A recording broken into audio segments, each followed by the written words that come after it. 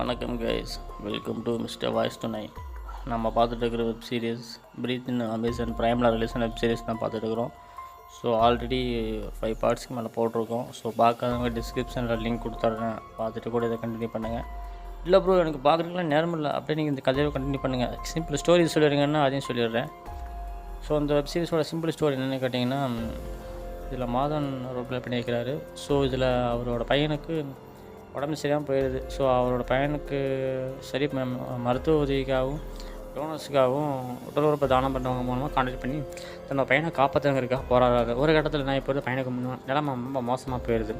So டோனர்ஸும் யாரும் முன் வர மாதிரி தெரில. ஸோ 6 மாதம் தான் பையனுக்கு டைம் இருக்குது. ஸோ அதுக்குள்ளே பையனை காப்பாற்றிமான்னு சொல்லிவிட்டு என்ன பண்ணுறாரு மாதவன், எல்லா டோனர்ஸையுமே அப்படியே பேரலைஸ் பண்ணி வைக்கிறாரு. உடல் உறுப்புகளை அவங்களே சாகடிக்கிற மாதிரி கொண்டாந்து கடைசியில் அவங்க உடலுறுப்பை தானம் பண்ணுறதுக்காக அவரே களத்தில் இறங்குறாரு. அவரே ஒரு கிரைம் பண்ணுறாப்படி. ஸோ அதுக்கிடையில் அந்த கபீர்னு ஒரு போலீஸ்கார குறுக்கு வந்து ஆட்டையை கழித்து கடைசியில் என்னோடய பையனுக்கு உடலுறுப்பு கிடைச்சதா கிடைக்கலையா அப்படிங்கிற சஸ்பென்ஸோட த்ரில்லரோடு அப்படியே அந்த சேனலில் நம்மளை பயணம் பண்ணி கூட்டிகிட்டு போயிருப்பாங்க டைரக்டர்ஸ். ஸோ அப்படியே ஒரு த்ரில்லரான ஒரு வெப் சீரிஸ் தான் இன்றைக்கி நம்ம பார்த்துட்ருக்குறோம். ஸோ அதோட கண்டினியூஸான பார்ட் 6 வரைக்கும் போட்டிருக்கேன். இப்போ இன்றைக்கி பார்க்குறது 7வது பார்ட். ஸோ அந்த 7வது எபிசோட என்னங்கிறது நம்ம இதில் கண்டினியூ பண்ணுவோம். மறக்காமல் வீடியோஸ் பார்த்ததுக்கப்புறம் வீடியோஸ் எப்படி இருக்குது அப்படிங்கிறது கொஞ்சம் கமெண்டில் சொல்லுங்கள். ஸோ அப்போ தான் நான் அடுத்த வாட்டி வீடியோஸ் போடுறதுக்கு அதுக்கான உதவியாக இருக்கும்னு நினைக்கிறேன் நான். ஸோ முடிஞ்ச அளவுக்கு வீடியோஸ் எப்படி குவாலிட்டியாக இருக்கா, உங்களுக்கு நான் பேசுகிறது புரியுதா அப்படிங்கிறத கொஞ்சம் கமெண்டில் சொல்லுங்கள். இல்லை ப்ரோ, ஸ்டோரி எனக்கு புரியல, நீங்கள் சொல்கிறது ஒன்றுமே புரிய மாட்டேது அப்படின்னாலும் சொல்லுங்கள். அடுத்த வாட்டி நான் ஏதாவது தெளிவாக சொல்கிற மாதிரி இருந்தால் கூட சொல்கிறேன், ஒன்றும் பிரச்சனை இல்லை. ஸோ இப்போ நம்ம வெப்சீரிஸில் போவோம். பிரீத்னு வெப்சீரிஸை டைட்டிலில் போட்டு ஸ்டார்ட் பண்ணுறாங்க. ஸோ நம்ம இப்போ 5 வரைக்கும் பார்த்தோம். ஸோ இப்போ அதோட தொடர்ச்சியை நம்ம இப்போ கண்டினியூ பண்ணுவோம். ஸோ இன்றைக்கி நம்ம பார்த்துட்டு இருக்கிற வெப் சீரிஸ் த பிரீத். ஸோ இன்றைக்கி பார்க்க போகிற 6வது எபிசோடில் பார்த்தீங்கன்னா, ஓப்பனிங் சீனில் ப்ரீவியஸ் எபிசோடில் மாதவன் வந்து ஒருத்தர் ஸ்விம்மிங் பூல்லே கொலை பண்ணியிருப்பாப்பில் சைலண்ட்டாக. ஸோ அந்த இடத்துல அடுத்த எபிசோடு அதோட முடிஞ்சுது. ஸோ அடுத்த எபிசோடில் என்ன ஆச்சு அப்படின்னு கேட்டிங்கன்னா, நம்ம கபீர் வந்து ஆள் போட்டு ஃபாலோ பண்ணிட்டு இருப்பாப்பில் மாதவனை. ஆனால் அப்படி இருந்துமே மாதவன் தப்பிச்சு வந்து எப்படி இந்த மோட்டர் பண்ணார் அப்படிங்கிற ஒரு சந்தேகம். ஆனால் அவர் மாதவன் தான் பண்ணியிருக்காருங்கிறது இவருக்கு இன்னும் டவுட்டாக தான் இருக்குது. கூட இருந்தவர் என்னங்கிறாரு, சார் அவரெல்லாம் ரொம்ப இன்னசென்ட், அவரெல்லாம் பண்ணுறதுக்கு வாய்ப்பு இல்லை, ஏன் சார் அவர் மேலே சந்தேகப்படுறீங்க அப்படின்னு அவர் மாதவனுக்கு சப்போர்ட் பண்ணுறாரு கூட இருந்தவர். அதுக்கப்புறம் அங்கே இருக்கிற ஸ்விம்மிங் பூல்லாம் ஆஃபீஸுக்கு போய் இந்த மாதிரி சிசிடிவி ஃபுட்டேஜ்லாம் பார்க்குறாங்க. அவர் எப்படி இருந்தார், உள்ளே யாரும் வந்தாங்களா அப்படின்னு செக் பண்ணி பார்க்குறாங்க. ஆனால் மாதவன் கொலை பண்ண டைமுக்குள்ளே இந்த சிசிடிவி எதுவுமே ஒர்க் ஆகலை, அந்த டைமிங் மட்டும் கட்டாக இருக்குது. ஸோ அப்போ வந்து பவரும் கட் பண்ணி தான் மாதவன் கொலை பண்ணியிருக்காப்புல. அப்புறம் டக்குன்னு அவங்க ஆஃபீஸில் போய் அந்த கபீர் போலீஸ்காரர், எப்படி இங்கே இருக்குது ஸ்விம்மிங் பூலு, இங்கே இருக்கிறாரு மாதவன், எப்படி அந்த காதைக்குள்ளோர பள்ளியிலேருந்து எப்படி மாதவன் போய் அவர் கொலை இருக்க முடியும் அப்படின்னு சொல்லி போட்டு ஒரு வேளை அவன் தான் பண்ணியிருப்பான் அப்படின்னு அவராக ஒரு முடிவு எடுத்துக்கிட்டு வேகமாக அந்த கபீர் போலீஸ்காரர் இங்கே கிளம்புறாரு. மாதவன் இருக்கிற அந்த செவிலியர் பள்ளிக்கு கிளம்புறாரு. அங்கே மாதவன் வந்து பசங்களுக்கு ட்ரைனிங் கொடுத்துருப்பாப்புல. ஒரே போச்சு அப்புன்னு, நீ தானே இந்த வேலையெல்லாம் பண்ண, நீ பண்ணது எனக்கு தெரிஞ்சு போச்சு, உண்மையை ஒத்துக்கோ அப்படின்னு சொல்லி போட்டு புலோர்னு அப்புறாப்புல. இப்படி சண்டை அடிக்கும்போது என்ன பொறுத்து நம்ம மாதவனுக்கு வர ரத்தமே வந்துடுது. இதுக்கப்புறம் தான் அப்படியே பின்னாடி என்ன நடந்துச்சு அப்படிங்கிறது காட்டுறாங்க. மாதவன் என்ன பண்ணியிருப்பார், பசங்க சந்தேகப்படக்கூடாது, பசங்களை வந்து கண்டுபிடிச்சிடக்கூடாது அப்படிங்கிறதுக்காக அவர் ஃபோன்லேயே அவர் பேசுகிற அந்த வீடியோ ஓடிச்சிருக்கு பார்த்தீங்களா, அந்த ரெக்கார்டிங் அந்த சார்லி சாப்ளின் வீடியோக்கு ஏற்ற மாதிரி ஆடியோ வச்சுருப்பார். அந்த ஆடியோவை கனெக்ட் பண்ணிவிட்டு அதுக்கப்புறம் இவருக்கு வந்திருக்க மாதிரி அவர் பொம்மையை வச்சுருவார். அப்புறம் அங்கே அவர் சொல்கிறாரு, என் பசங்களை வேணால் கேட்டு பாருங்கள், நான் அங்கே தான் இருந்தேன் அப்படிமா சொன்னோடனே அவர் என்ன பண்ணியிருக்கிறாரு, அங்கே ஒரு பொம்மையை செட் பண்ணி வச்சுருப்பார். அந்த பொம்மையை தூக்கி அவருக்கு வந்திருக்குமா செட் பண்ணிவிட்டு அவர் கிளம்பி போயிருக்காரு. அதுக்கப்புறம் அங்கே கூட வந்த டிரைவர் அங்கே இருக்கிற பசங்கள்கிட்ட விசாரிக்க, அவர் எங்கள் கூட தான் இருந்தாருங்க அப்படின்னு சொல்லிடுறாங்க. இப்போ கூட இருந்தது யார், அந்த பொம்மை. ஆனால் பசங்களுக்கு அந்த சென்ட்டு அடிச்சு விட்டுருவார் அந்த பொம்மைக்கு. ஸோ அவரோட இவர் கோச் தான் இருக்கிறாரு அப்படிங்கிறத பசங்களுக்கு தெரியும். ஸோ கண்டுபிடிக்க முடியும். ஸோ அப்படி இது பண்ணுறதுனால பசங்களும் கோச் இருக்காருன்னு நினச்சி சொல்லிடுவாங்க. அப்புறம் மாதவன் போட்டு அடித்து கடைசியில் மாதவன் என்ன பண்ணிடுவார், நான் தான் குற்றவாளி ஒத்துக்கிறீங்களா, எனக்கு கூட வேலை செய்ய வேண்டி கேட்டு பாருங்க அப்படின்னு சொல்லி கூட வேலை செய்கிறேன்னு விசாரிக்கிறாங்க. அவங்க என்ன பண்ணுறாங்க, வந்து எட்டி பார்க்குறாங்க. எட்டி பார்த்தா பொம்மை தான் உட்காந்துருக்குது. ஆனால் இவர் உட்காந்துருக்க மாதிரி அவங்க நினச்சிக்கிறாங்க. ஸோ இந்த இன்பிட்வீன் கேப்பை பயன்படுத்தி மாதவன் அப்படியே சைலண்ட்டாக கிளம்பி போய் அந்த ஒரு கொலையை மேடாக ட்ரை பண்ணியிருப்பாப்புல. ஸோ டக்குன்னு அந்த திரும்பி வந்ததுக்கப்புறம் திரும்பவும் அந்த பொம்மையை எடுத்து அங்கிட்டு வாரமாக வச்சு போட்டு அவர் குறைக்க போகிறார். அந்த இன்பிட்வீனில் அந்த ஒரு பையன் வரான், மோஸ்ட் எனக்கு பாத்ரூம் சுச்சு வருது அப்படின்னு. அதுக்குள்ளே என்ன பண்ணிடுறாரு, மாதவன் போய் உட்காந்துக்கிறாரு. ஓ என்னப்பா ஆச்சு பார்த்தும்போது, சரி நான் உன்னை கூட்டிகிட்டு போகிறேன் வா அப்படின்னு சொல்லி போட்டு மாதவனை கூட்டிகிட்டு போயிடுறாப்புல. அதுக்கப்புறம் இந்த கபீர் போலீஸ்காருக்கு ஒன்றுமே புரியல. நீ எதுக்கு இப்படி பண்ணுற, நீ தான் பண்ண தெரிஞ்சு போச்சு அப்படி இப்படின்னு சொல்ல. அப்புறம் கொஞ்சம் டிரைவர், சார் அவர் பண்ணல சார், நான் எல்லாத்திட்டையும் விசாரிச்சு அவர் தான் இங்கே தான் இருந்தாராமா அப்படின்னு சொல்ல. ஆமாம் சார் நான் தான் பண்ணேன், நான் என்னை கைது பண்ணுங்க அப்படின்னு மாதவன் கை நீட்டுறாப்புல. யார் இங்கே இருக்கிற கோவத்தை என் மேலே காட்டுறீங்க, இங்கே போகிற மாதிரி எடுத்து என் மேலே வந்து யாராத்தா அப்படிங்கிற மாதிரி, ஏன் சார் இப்படி பண்ணுறீங்க அப்படின்னு சொல்லி போட்டு அப்படியே அவர் அந்த வாயில் அடித்து அடியில் ரத்தமே வந்துடுச்சு. ஸோ ஒரு தண்ணியை வாங்கிச்சு வாயை கொப்பளிச்சு உடைக்கிறாப்புல. இதை பார்த்துட்டு அப்புறம் அவர் என்ன பண்ணுறாரு, சரி இவன் சரி விட்டு வர மாட்டான், நம்ம கிளம்பலாம் சொல்லி போட்டு அவங்க அப்படி 2 வரைக்கும் கிளம்பி போயிடுறாங்க. ஸோ ஒரு டவுட்டாக தான் இருக்குது, இது மேலே இருக்குன்னு வச்சுக்கிறேன். அந்த இடத்துல நம்ம வெப்சீரிஸோட டைட்டில் போட்டு அப்படியே ஆரம்பிக்கிறாங்க. இப்படி அப்படின்னு சேனலுக்கு புதுசாக வந்தீங்கன்னா வீடியோ ஃபுல்லாக பார்த்து சப்ஸ்கிரைப் பண்ணிக்கோங்க. ஆல்ரெடி சப்ஸ்கிரைப் பண்ணாமல் வாங்க வீடியோ கண்டினியூ பண்ணுவோம். மறக்காமல் பெல் பட்டன் ஆல்னு கிளிக் பண்ணிக்கோங்க. அப்போ தான் நான் போகிற வீடியோட நோட்டிஃபிகேஷன் உங்களுக்கு வரும். அதுக்கப்புறம் நம்ம கபீர் போலீஸ் இந்த மாதிரி சம்பவம் நடத்திட்டாரா, அதை கோச்சை போய் அடிச்சு போட்டார். எப்படி அவங்ககிட்ட விஷயம் காது வரைக்கும் போய் மேலதிகாரிக்கு போயிடுது. உடனே அந்த மேலதிகாரி நேராக வீட்டுக்கு வந்துடுறாரு. அப்படி வீட்டுக்கு வந்து இந்த உனக்கு ஆஃபீஸ் பக்கமே போலீஸ் ஸ்டேஷன் பக்கமே வரதில்லை, இந்த உனக்கு உடம்பு சரியில்லை நினச்சி உனக்கு ஃப்ரூட்ஸ்லாம் வாங்கிட்டு வந்திருக்கேன் சாப்பிடுன்னு சொல்லி கொடுக்குறாப்ப. அப்புறம் சார் டீ சாப்பிட்றீங்களா சொல்லி கேட்கேன். அவருக்கு ஒரு டீயை போட்டு கொடுக்குறாரு கபீர். அப்புறம் நீ பண்ணுறதுல ஒன்றும் சரியில்லை, நீ சரியாக வேலையும் பார்க்குறது இல்லையா, இப்படி எப்படி அப்படின்னு சொல்லி போட்டு பானியை கொடுக்குறாரு. ஒழுக்கமாக வேலை செய் அப்படி இப்படின்லாம் சொல்ல. சார் நான் என்னோடய மனைவியை காப்பதற்கான போராடிட்டுருக்கேன், எந்த உயர் அதிகாரிக்கும் இவனுக்கும் நான் அடிவணுன்னு அவசியம் கிடையாது அப்படின்னு ஒரு மூஞ்சி அடித்த மாதிரி அந்த உயர் அதிகாரிகிட்ட பேசிடுறாப்புல. இதை பேசணுன்னு அவர் கோச்சிக்கிறாரு. இது எல்லா இப்போ இருக்க ஜூனியர் ஆஃபீஸ் மேலே இப்படி பேசிட்டு சொல்லிட்டு அவர் கோச் கிளம்பி போயிடுறாரு. அதோட அந்த சீன் முடிஞ்சுது. அதுக்கப்புறம் அடுத்த நாள் அன்றைக்கி நைட்டே பார்த்தீங்கன்னா அந்த மாதவனை ஃபாலோ பண்ணுறதுக்கு 2 பேர் போட்டுருப்பார் இல்லையா அந்த கபீர் போலீஸ்காரர்.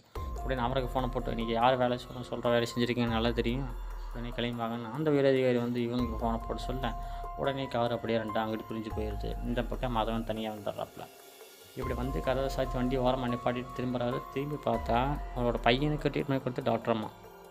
அவங்களுக்கு ஆல்ரெடி மாதவன் மேலே சந்தேகம் இருக்கும். கடைசியில் கன்ஃபார்ம் பண்ணியிருப்பாங்க. கன்ஃபார்ம் பண்ணதுக்கப்புறம் வந்து கேட்குறாங்க, நீ இவ்வளோ வேறு வேலை நீ தான் பண்ணிகிட்டு இருக்கிறியா, இத்தனை கொலையெல்லாம் பண்ண நீ தான், நான் ஒரு டாக்டரு, ஆனால் நீ இப்படி பண்ணுவேன் நான் எதிர்பார்க்கவே இல்லை, நான் எவ்வளோ எக்ஸ்பெக்டேஷன் எவ்வளோ கனவு எனக்கு இருந்துச்சு, நீயே நானும் நம்ம குழந்தைங்க நம்ம பசங்கள்லாம் நம்ம யூஎஸ் ப்ராசஸ் எல்லாம் போகலாம் நினச்சமே அப்படின்லாம் சொல்லி மனசு வருத்தப்படுறாங்க. அதாவது மாதவன் கூட சேர்ந்து வரலாம் நினச்சிருப்பாங்க போல், அது கை கூடாமல் போயிடுச்சு. அப்புறம் எல்லாத்துக்கும் சாரி நான் மன்னிச்சிரு அப்படின்னு சொல்லி போட்டு அவர் ஒன்று பண்ணுவார் பாருங்க. அது என்னத்த சொல்கிறது, டக்குன்னு பார்த்துட்டு சாரி சொன்னவர் தான் என்ன நினச்சாருன்னே தெரில, டபால்னு தள்ளி விட்டுறாப்புல. தள்ளி விட்ட உடனே அவள் கார் மேலே அடிபட்டு அங்கேயே அந்த இடத்துல சம்பவ இடத்துலேயே செத்து போகிறா. உடனே அங்கேயும் கூட்டம் கூட்டிகிட்டு குப்பணும். அதுக்கப்புறம் அடுத்த நாள் காலையில் மாதம் தூங்கிட்டு இருப்பாப்புல அவங்க அம்மா வந்து தட்டி எழுப்புறாங்க. மோனே இந்தர்றான்னு சொல்லி போட்டா. அம்மா அவங்க மாதவன் அலடிச்சு எந்திரிக்கிறாப்புல. என்னமாச்சு என்னன்னு சொல்ல. நம்ம மயனுக்கு மருத்துவம் பார்த்து டாக்டர் அவங்க செத்து போயிட்டாங்களா அப்படின்னு சொல்லி போட்டு கதறி எழுதுறாங்க. இதை கேட்டால் நம்ம மாதவனுக்கு வருத்தமாக இருக்குது. நம்ம கையாலே நம்ம கூட கொள்கிற மாதிரி ஆகிப்போச்சு நிலைமை அப்படின்னு ஒரு பக்கம் நினச்சாலும் சரி ஒரு தொல்லை விட்டு சரி நம்ம போலீஸ்ட்டு போயிருந்தா நம்மளே மாட்டி விட்ருப்பா அப்படின்னு ஒரு பக்கம் சந்தோஷம். இப்படியே போய்ட்டு சில உடனே என்ன பண்ணிட்டாங்க, இந்த ஸ்விம்மிங் பூலில் வாட்டர் பண்ண ட்ரை பண்ண பார்த்தீங்களா, அந்த ஆளை போய் பார்க்குறாங்க இந்த போலீஸ்காரங்க. போய் பார்த்து விசாரிக்கிறாங்க. விசாரிச்சுக்கப்போ இவங்க சொந்தக்காரங்களும் யாரும் கிடையாதுன்னு சொல்லி கேட்க இருக்காங்க, அவங்க வீட்டுக்காரமாக இருக்காங்க, நீங்கள் வேணாம் அவங்கள்ட்ட பேசி பாருங்கன்னு சொல்ல. உடனே அவங்க வீட்டுக்காரமாக வந்திருக்காங்க. அவங்ககிட்ட போய் கேட்குறாங்க, அன்றைக்கி ஆக்சுவலாக என்ன நடந்துச்சு, அவர் என்ன தான் அவங்க கூட பேசினார் அப்படின்னு சொல்லி கேட்க. இல்லை எப்போ போல தான் ரொட்டேஷன்லாம் பேசுகிற மாதிரி பேசினார், இல்லை வழக்கு மாதிரி வேறு எதுவும் பேசினாராம் ஏதாவது சந்தேகப்படுற மாதிரின்னு சொல்லி கேட்க. இல்லை அந்த டைமில் அவர் வேறு யாரோ ஆப்போசிட்டில் வந்தாங்க, அது அவர்கிட்ட பேசியிருந்தாங்க, யாரோ அவங்க கொலீக்ஸ்ன்னு நினைக்கிறேன் அப்படின்னு அவங்க சொல்லாமல் உடனே என்ன பண்ணிட்டாங்க, அந்த கொலவனாப்பட்டார் பார்த்தீங்களா ஹாஸ்பிட்டல் இருந்தவர், அவரோட ஃபோன் கால் அப்புறம் டேப் பண்ணுறாங்க. இப்படி டேப் பண்ணிட்டு சொல்ல அவர் யாராட்டு பேசியிருந்தார் ஃபோனில் அப்படிங்கிறத ரெக்கார்டிங்கில் கேட்குறாங்க. இப்படி ரெக்கார்டிங் கேட்டுட்டு சொல்ல தொட்டின்னு ஒரு குரல் வருது. மாதன் பேசியிருப்பாப்புல, என்ன எப்படி இருக்கீங்க சொல்லிக்கிங்களா ரொம்ப நாள் வச்சு பார்த்து அப்படின்னு வேஷம் போட்டு பேசியிருப்பாப்புல. ஸோ அந்த வாய்ஸை நம்ம கபீர் போலீஸ்கார் திரும்ப ரெக்கார்ட் பண்ணி அப்படியே கேட்டுக்கிட்டே இருக்கிறாப்புல. அப்புறம் தான் அவருக்கு ஒரு ஸ்ட்ரைக் அடிக்குது. யாருன்னு பார்த்தா இன்னொருத்தன் இருப்பான். அவன் வந்து அவன் வீட்டுக்காரம்மாவுக்கு டோனர்ஸ்க்காக வெயிட் பண்ணிகிட்டு இருப்பான். அவனோட ஞாபகம் தான் வருது, கண்டிப்பாக இது அவனாக தான் இருப்பான் அப்படின்னு கபீர் ஒரு முடிவுக்கு வராப்புல. டக்குன்னு இது அவனே தான் கிளம்பி போகலான்னு போட்டு டிரைவர் சொல்ல உடனே டிரைவரை கூட கிளம்புறாப்புல. நேராக போய் அவனை லிஃப்ட்டோட ஒரே தள்ளி அவனை ஓம வச்சு துணி வச்சு கும்மு குத்துறாங்க. முன்னாடி எல்லா கூட நீ பண்ணிவிட்டு சைலண்ட் எங்கே இருக்கியா, நீ தாண்டா போனேன் ஒத்துக்கிட்டான். உண்மை ஒத்துக்கிட்டான் சொல்லி போட்டு மண்டை மண்டையே தட்டுறாப்புல போட்டு அடி நொக்குறாப்புல. நான்லாம் பண்ணவே இல்லைங்க அப்படின்னு சொல்லி சொன்னதுக்கப்புறம், சார் வாங்க சார் அவன் பண்ண மாதிரி தெரில சார் அப்படின்னு போட்டு டிரைவர் கூட்டிகிட்டு போகிறாப்புல. இப்படி கூட்டிகிட்டு போகும்போது தான் அங்கே ஒரு கேமரா இருக்குது.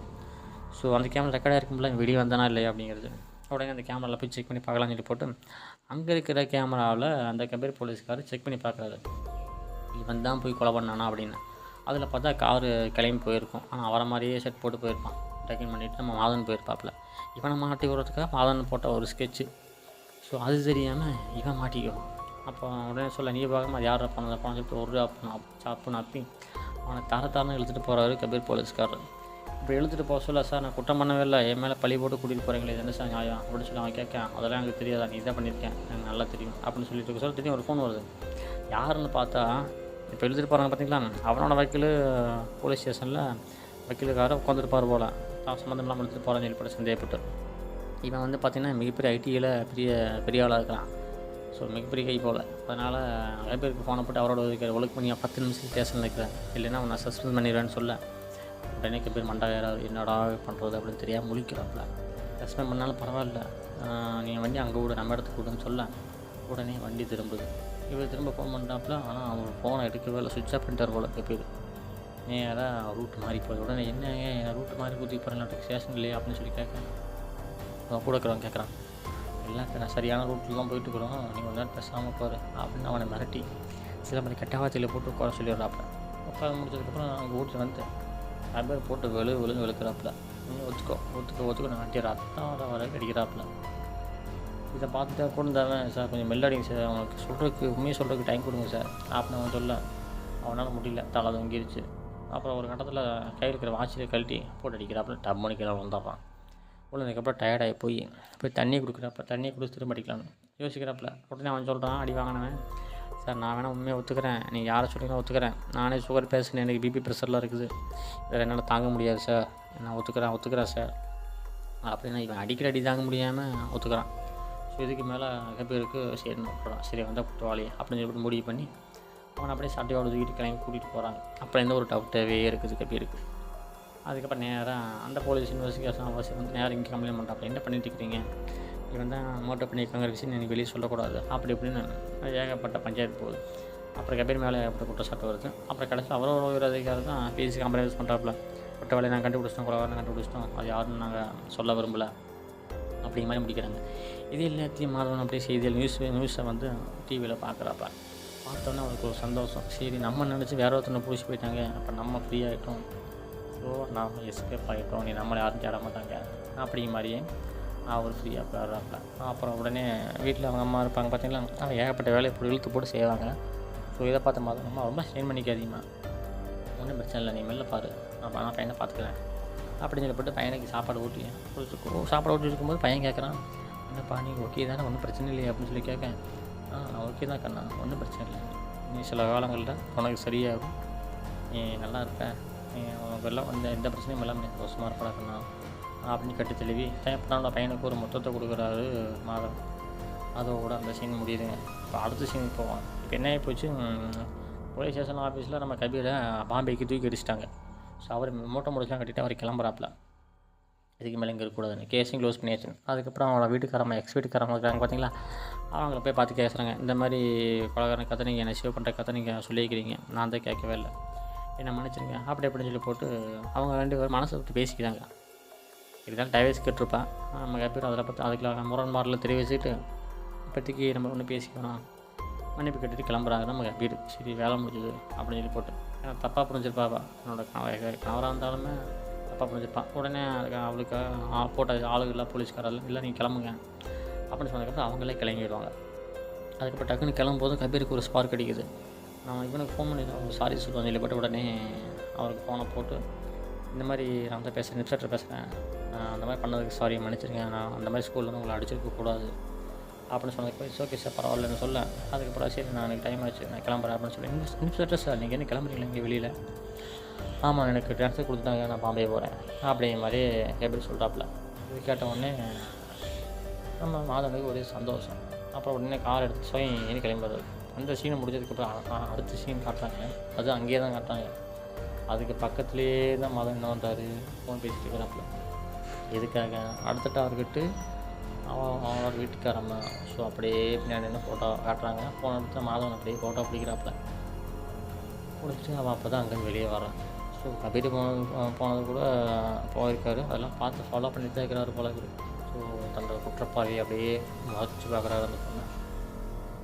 அதோட இந்த எபிசோடு முடியுதுங்க. அடுத்தது என்னாச்சுங்கிறது அந்த கிளைமேக்ஸ் எபிசோடாக நம்ம அடுத்த வீடியோவில் சந்திப்போம். நன்றி, வணக்கம், தேங்க்யூ.